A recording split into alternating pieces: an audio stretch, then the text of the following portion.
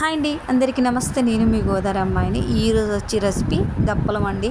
అంటే అన్ని కూరగాయలు వెజిటేబుల్ వేసుకుని పులుసు పెడతారనమాట. దీన్నే దప్పలం అంటారు మన సైడ్ వాళ్ళు. ఏదైనా పూజలు కానీ అలాంటి సందర్భంలో ఆనియన్స్ వేయకుండా అన్ని కూరగాయలు వేసి తాలింపు పెట్టి అన్ని కూరగాయలు 1 by 1 వేసుకుండి చేస్తారండి. దీంట్లో నేను అన్ని పోపులు వేసానండి.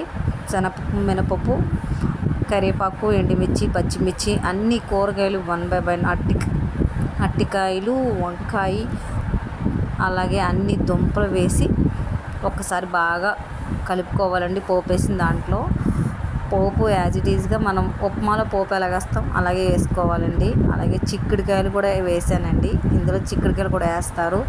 అలాగే ఆనమకాయలు కంపల్సరీగా దప్పలంలోని గుమ్మడికాయ ఖచ్చితంగా ఉండాలండి. కూర గుమ్మడికాయ అండ్ బెండకాయలు ఇవన్నీ నాకు ఈ గిన్నె అంతా నిండిపోవడం వల్ల వేరే గిన్నెలో వేసామండి. అందులో కొంచెం కొత్తిమీర కూడా శుభ్రంగా వాష్ చేసి పక్కన పెట్టుకున్నాం. చూసారా, గిన్నె అయితే నిండిపోయింది. కొంచెం జనం ఎక్కువ మంది అండి, దానికోసం కొద్దిగా ఎక్కువ చేస్తున్నాము. దాని గురించి నేను వీడియో చేస్తున్నాను. బట్ చింతపండు అయితే 100 గ్రాముల చింతపండు అయితే సరిపోద్ది. చింతపండు కొద్దిగా వేసుకున్నా సరిపోద్ది, ఎందుకంటే అందులో టమాటాలు కూడా వేసాం కదండి. అండ్ ఒక్కసారి పోపు అన్నీ కలిపేసి ఒక 10 నిమిషాలు మూత పెట్టి ఆవిరి మీద ఉడకనివ్వాలండి.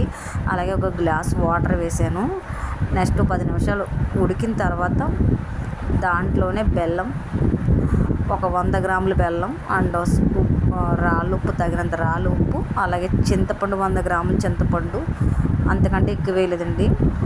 ఆ వాటర్, నేను వేసిన వాటర్ కూడా అవన్నీ కూడా మింగిపోయి తర్వాత బాగా మగ్గి ఉడికిన తర్వాత అందులోనే కారం, ఉప్పు అన్నీ కూడా వేసుకున్న, అన్నీ సరిపోయినలేవో ఒకసారి చూసుకోవాలండి. ఇందులో ఉల్లిపాయ వేసుకోము, బట్ చాలా టేస్ట్గా ఉంటుంది.